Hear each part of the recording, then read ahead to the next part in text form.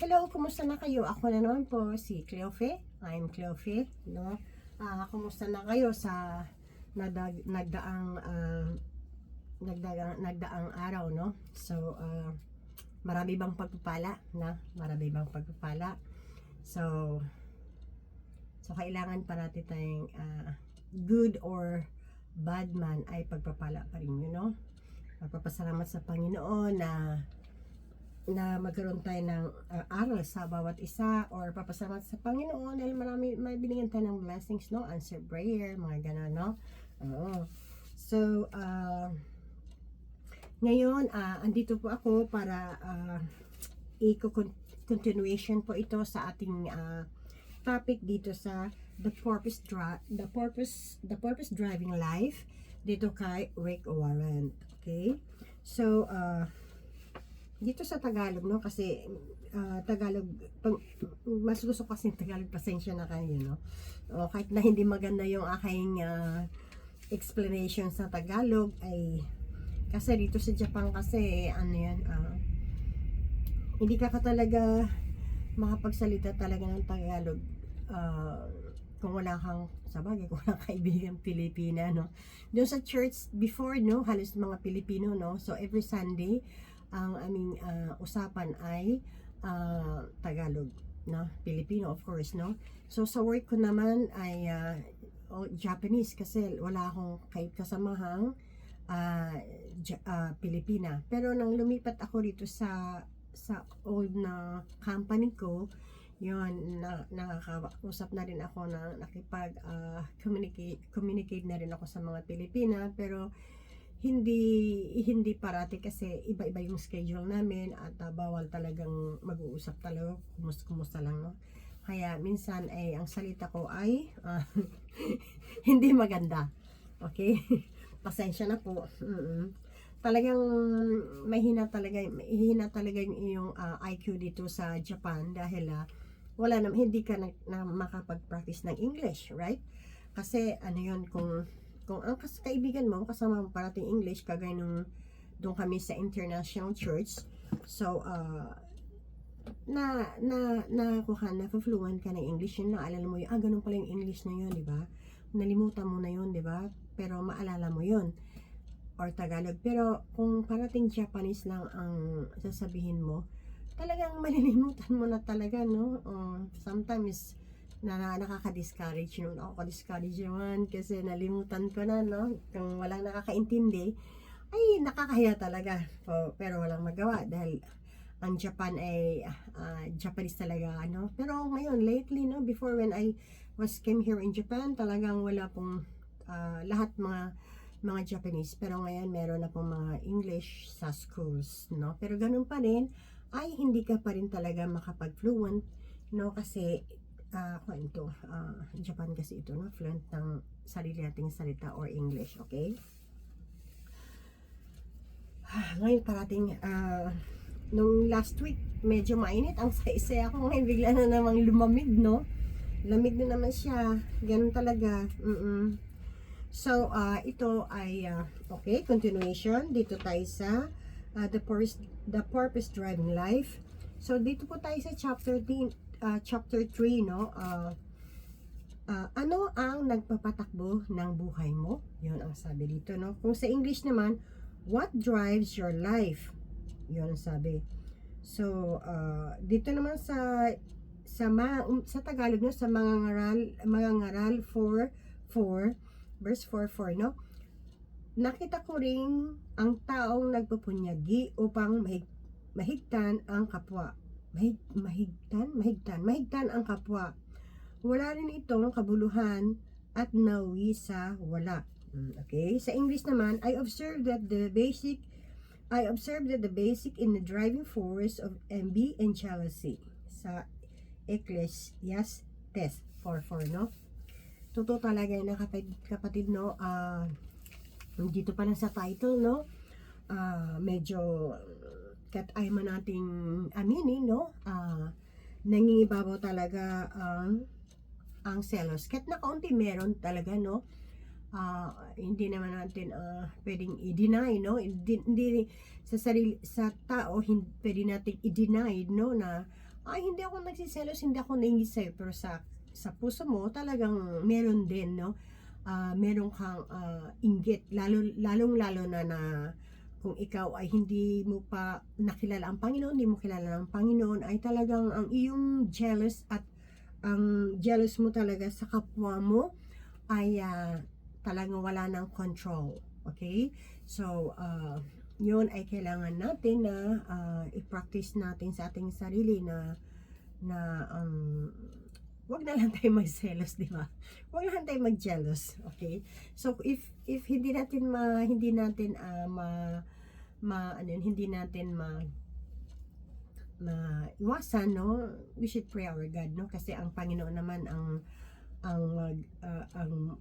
magko-control sa atin sa bawat isa, no? Oo, and He knows naman everything. Kung sa totoong puso mo talaga na alisin mo yung mga jealousy, gusto mong ikaw na sa itaas, ay talagang ang Panginoon din nakakaalam. So, syempre, ang Panginoon na ang bahala, no? Okay?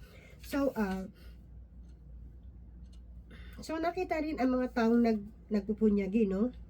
Dito sa tingnan natin, no? Ang buhay ng bawat tao ay pinatakbo isang bagay. Yun ang sabi nila, no? Dito, sabi dito, no? Nakita ko rin ang taong nagpupunyagi upang mahigtan ang kapwa. Mahigpitan, oo nga, sa Tagalog no, kanina binasa natin, no? Mahigtan, yung pala, mahigtan. Mahigtan, no? Mahigtan. Yan, mahigtan. Mas uuna ako sa paano sa Tagalog, mahigtan. Yun na nga, mahigtan. Kailang parang pakalalim yata ang Tagalog, no? Higtan. Malampasan, parang gano'n. Ganun ba yun? Mahigtan ang kapwa. Wala ring itong kabuluhan at mawisawla. Yes, oo, totoo yan, no? Okay. So, ang buhay ng isang tao ay pinatakbo ng isang bagay. Okay? Oo, isang bagay, no? Sa dictionary daw, sa mga dictionary no, ng English ay kadalasang kahulugan ng salitang drive ay to guide, no? Drive ay to guide, no? To guide, control or to direct, no? Yun ang dictionary sa English, no? Sa Tagalog naman ay gabayan, kontrolin, gabayan, no? Gabayan, guide, gabayan, kontrolin, i-control, no? Gabayan, kontrolin. Kagaya ng paglalaro ng bola or golf, no? Sa bagay, paglalaro ka ng bola, kailan i-control mo lang yun, no? Para hindi siya maagaw ng iba, di ba? Or para makashoot ka. Or sa golf naman, ay kailangan talaga na kailangan talaga na hindi ka pumasok sa labas ng paano yung pagsabi nun? Hindi ka yung bola mo hindi pumasok doon sa may buhangin, no? Kailangan diretso para maabot mo yung maliit na hole na yung bola, ganun kaliit, ay pumasok doon. Anyway, nakapag-practice din ako niyan before. Ang hirap-hirap talaga, pag hindi ka ganun marunong. Minsan yung golf ay tatalsik na lang, no? So, yun ang sabi dito, no? Kagaya din paglalaro nga ng bola, no? Sa ngayon, ang ibang tao ay maring kontrolado, no? Ilagay natin, mga tao din ay maraming kontrolado, kagaya ng problema. Yes. Lahat yata tayo may problema, di ba? Walang may problema. Sabi nila, wala akong problema, pero lahat talaga, kahit ako may problema, kayo may problema, kahit kanino may problema, kahit maliit na bata may problema, di ba? Lahat talaga may problema. But, problema, no? Dito nakasulat, no? Kaya minsan, pag hindi mo ito makokontrol sa sarili mo, no? Pag hindi mo ito makokontrol sa sarili mo na, pag may problema ka, ay tuloy-tuloy na yung problema mo, no? Hindi mo na makokontrol, no? Hindi mo na siya makokontrol, ay kailangan mabigat na yun sa buhay, no? Kabigatan na yun sa buhay mo, or maaari kang magkaroon ka ng mapait, no? May isip mo yung mapait na alaala, no? So, yes, no? Ito naman po ang katotohanan, no? Kung may problema ang isang tao, hindi yung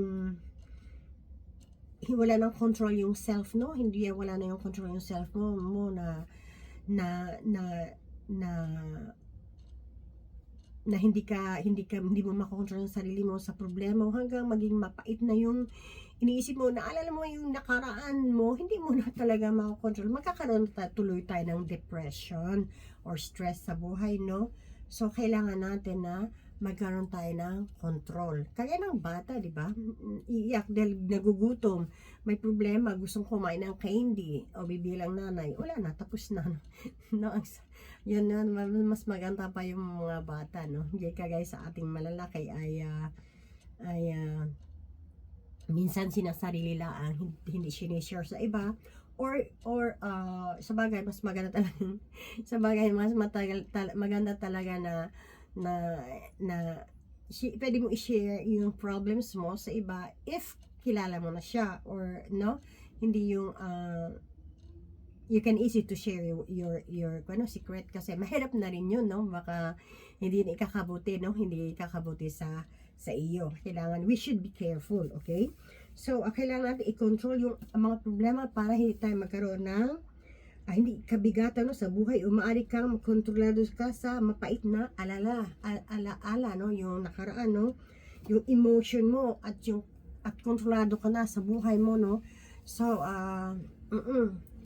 yun ang hindi maganda sa isang tao, no? Hindi na maganda yun dahil pag kontrolado ka na sa problema, sa alaala mong nakaraan, ako noon, ganito ako noon, di ba? Ay talagang babagsak ka talaga.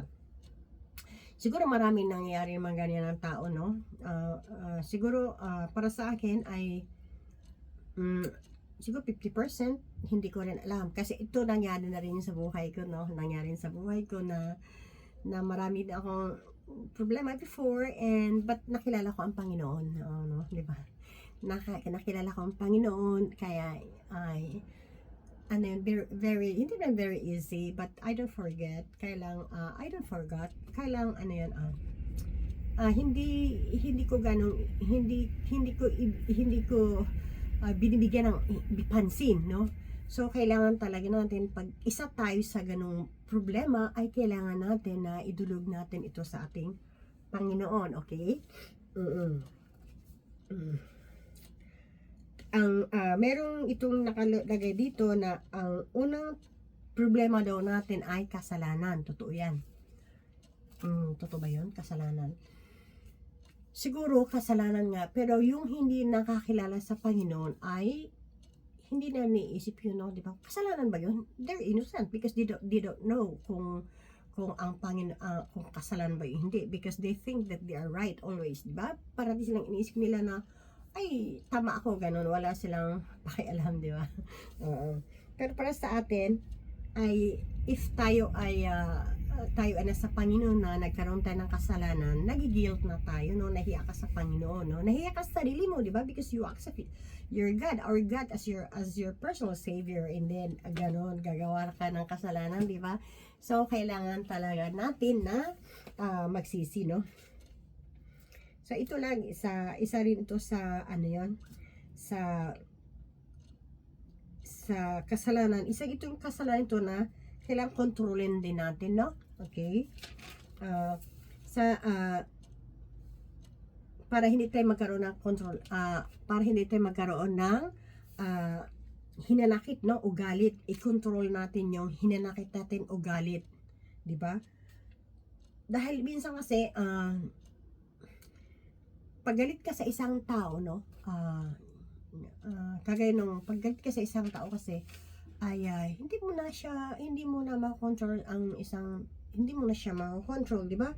Hindi mo na siya na makontrol at galit ka na, no? Pero dalawa lang kasi yung ugaling yun, no? Iba naman ay ang bilis magalit, di ba? No, ang bilis magalit talaga niya. Konti ka lang, galit na ka, nakasigaw na, di ba? Bilis magalit, nakasulat dito, no? Dalaw na ugali, no? Ang dalawang ugaling ito ay hindi makakatulong sa atin, no? Ang isa naman ay, basahin ko muna ito, na? Basahin ko muna ito. Ayaw niyang bitawan ang kanyang, ang isa naman, ayaw niyang bitawan yung kanyang sama ng loob, no?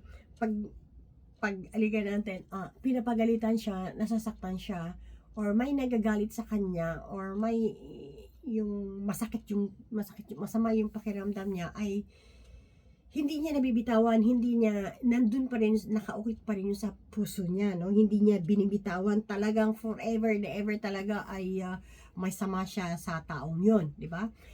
Pag minsan ay nakakapagsalita ng bad words pa, di ba?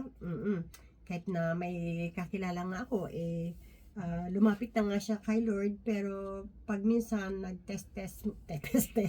testimony siya, ay hindi pa rin niya makalimutan yung kaaway niya, ganun. So, yun, ina-advise namin, kung ilang beses tayong pinapatawad ng ating Panginoon, kaya kailangan patawarin mo rin yung kapwa mo, kasi para mapatawad tayo ng ating Panginoon, no? Pero siya, ganun pa rin siya, never change, no? So, dalawa, siya yun, hindi siya yun. Isa yung, ano yun, isa yung may ugaling ganun, no? Ang isa naman ay, nananakit siya, no? Isa naman ay, nalimutan na niya, siya ang nagsasalitang masasakit, tapos yung pala, ano yun, nalimutan niya kung nakapagsalita ba siya ng hindi maganda sa kapwa niya. Okay, lagyan natin, let's say, sila nagpatawaran na sa bawat isa, no? And then, humingi ng tawad. Tapos yung isa naman ay, kasi galit na galit siya, grabe siya magsalita, no, di ba? Walang control sa kanyang bunganga, di ba? So, isa man ang sakit-sakit. So, nagpatawaran na sila. So, yung isa, humingi na siya ng tawad, free na yung puso niya kasi humingi siya ng tawad eh. Yung isa naman, pinatawad niya, pero pasan pa rin niya yung sakit na binigay sa kanya, no? Yun, no? Ito, no? So, kailangan natin na i-control, no? I-control natin ang ating sarili na huwag tayong, kahit masakit man, ay, yun na nga sa akin kasi, marami ding nangyayari sa akin na ganun. Sa akin kasi, pinagdadasal ko na lang, because I believe in God naman, no? So, matanggal na yung sakit, di ba? Although, nandun pa naman yun, nandun, hindi natin malilimutan yun, pero, kailangan natin na ma-free yung ating sama ng loob. We should control, no? Kasi tayo din ang nagda-drive, no, sa ating buhay, na kailan maging maayos din ang ating buhay. Okay? So, ito pa rin isa, maaari din tayo na maaari din daw tayong kontrolado sa material. Yes, it's true, no? Material, kagaya ng material, halimbawa, yung nag-abroad, no? Yung nag-abroad ay gustong bumili ng mansion, mga bahay, mga lupa, no? Walang kontrol sa pagbibili nila ng mga gano'n, no? No, gustong bumili daw, lupain, mansion, iba-ibang gamit, no? May iba namang tao na jewelry, mga damit, so iba-ibang pan sa material, no? Di ba? So, ang sabi dito, ito ay pandali ang kaligayahan lang. So, para sa akin naman, to nakasulat kasi, no? Para sa akin naman, for me, no? Pwede ka namang bumili ng lupain. Sa akin, pwede ka namang bumili ng kung pag siyempre, nasa abroad ka na, siyempre, sasamantalain mo yung, dahil naghirap ka, gusto mo rin makita yung pinaghirapan mo, bibili ka ng lupa, mansion, marami akong friends na gano'n, no? Pero, ang una talaga ay Panginoon talaga, God first, no? Kasi, kailangan malaman din natin na pag mamamatay tayo, ay hindi naman natin madadala yan sa langit. No, kasi kuha natin, patay na tayo, itong katawan natin, kuha na tayo, no, babalik tayo sa lupa, di ba? So, hindi na natin yung makukuha. Paano mo makukuha yan? Kahit na alahas yan, hindi mo na makukuha yan, di ba? So, pero kung, kailangan na God first talaga, ang Panginoon talaga. Pwede ka naman mag-impok ng lupa, kung halimbawa meron kang family for your mga ilan, para sa nanay mo, tatay mo, kamag-anak mo, mga anak mo, gano'n, no? Ipapamana, no? Para pag mamatay ka, meron kang makakatulong ka sa kapwa mo, sa kamag-anak mo, no? Kagaya nung aking may my sister-in-law, na ibangit ko lang, no, siya ay ano yun, pumunta nasa States siya, and then kaya siya, ang tagal na niya sa States niyo, hanggang naging American citizen na yata siya. And then ang dami niyang talang nagtipid siya, and then bumili siya ng mga iba-ibang mga lupain sa kanilang province, no, para ibigay niya sa kanyang kapatid, sa kanyang mga kapatid or anak, gano'n, no. Then namatay siya dahil biglaan, no, nagkaroon siya ng cancer, no. Kakalungkot talaga, no. And then bago siya namatay ay kumuha siya ng attorney, and then binigay niya yung lupang yun para sa aking kapatid, sa aking bunsong kapatid, mga gano'n, no. Of course, malaking tulong talaga yon. Of course, para sa kanya, malungkot siya, di ba? Kasi ang dream naman niya bibili siya ng mga ganung bagay. Hindi yun, siyempre, para sa kanya rin yun, at sa kanyang family, but ganun na nangyari, but kinuha na siya ni Lord sa batang edad. So, ganun kasi, di ba? Itakil ko na rin yun before na hindi natin hawak ang buhay natin, isinilang tayo hanggang kailan tayo mamatay, matanda man tayo, bata man tayo, pag yun ang oras talaga, no. So but maganda talaga yung ginawa ng aking sister-in-law, no. But I miss her too much. No, pero nandun na siya sa langit, no. Oo, kasama pa namin yung sa Bible study before, no. And then yun na nga, no. Pero talaga, ito nga ang sabi nga dito ay God first. Kailangan unahin natin ang Panginoon, no? Unahin natin ang Panginoon dahil kahit mag-impok man tayo ay hindi natin madadala yan. Ito ang sabi dito, ito ay pandali ang kaligayahan lang. Totoo yan, no? Para sa atin, no? Ilagay natin, hindi lupa, alahas, mga damit, no? Ganon. Ang ibibigay dahil ang sabi ng Jesus, no, na ang pinakamahalagang buhay ng tao ay matatagpuan natin ito sa Diyos. Totoo yan, no? Oo, ng iyong relasyon sa Diyos. O ano ba ang relasyon natin sa Diyos? Kailangan we should accept Him as your personal Savior, maniwala sa Kanya, magkaroon tayo ng faith sa Kanya, siya ang ating tagapagligtas, nagkaroon tayo ng chance na magkaroon tayo ng buhay na walang hanggan dahil sa Kanya. Yes, yun ang first talaga, kapatid, no? Hindi yung una ang material.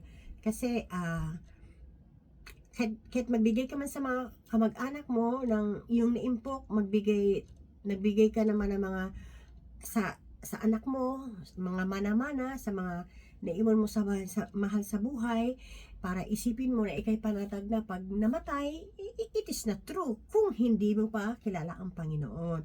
Kailangan talaga na saliksikin mo ang salita ng Panginoon. We should accept that siya ang Panginoon, siya ang tagapagligtas natin, sa akin at sa iyo, sa ating lahat, no? Yun ang gustong ipahayag ng ating Panginoon, no?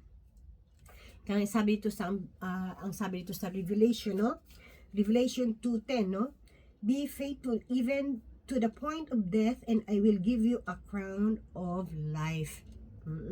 Di ba?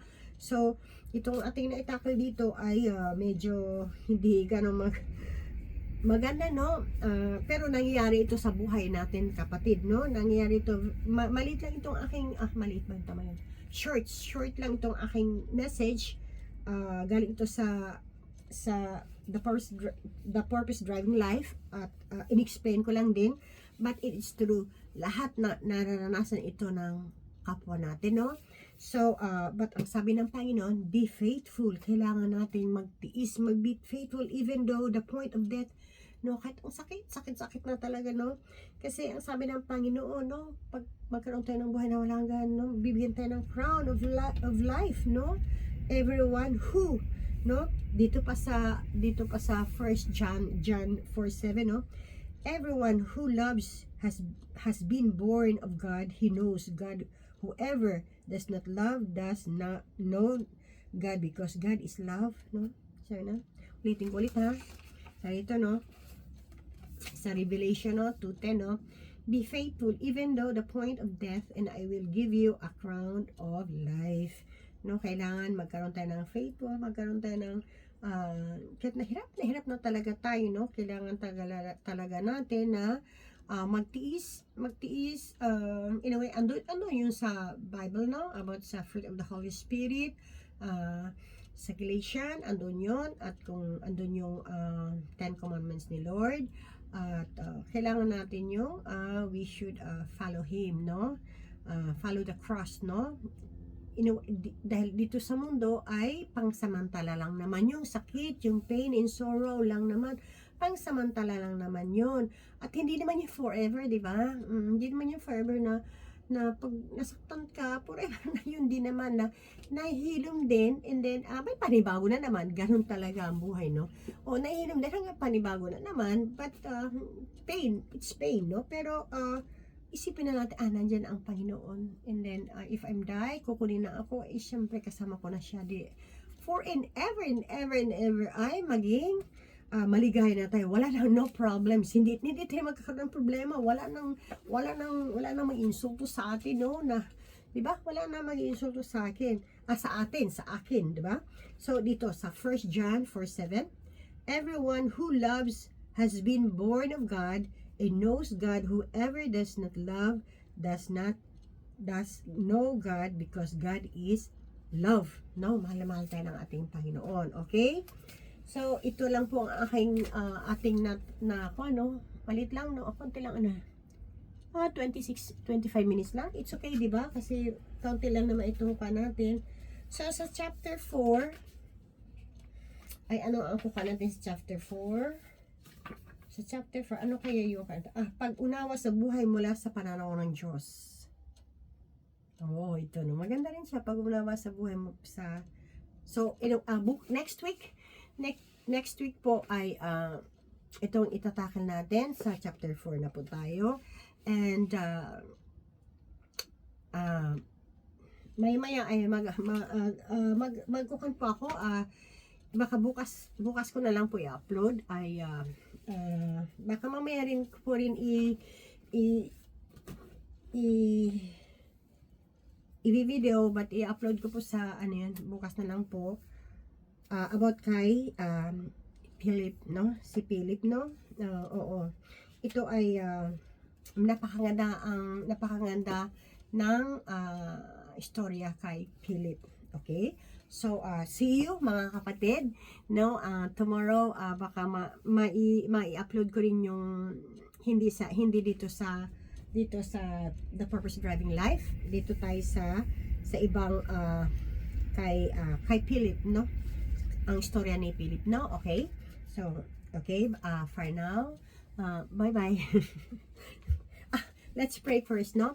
Lord, maraming salamat, Lord, sa gabing ito, Lord. Maraming salamat, Lord God, na talaga po, Lord God, na ang tao talaga, Lord, ay hindi talaga nawawala ng problema, pain and sorrow, Lord God, problema, everything talaga, Lord.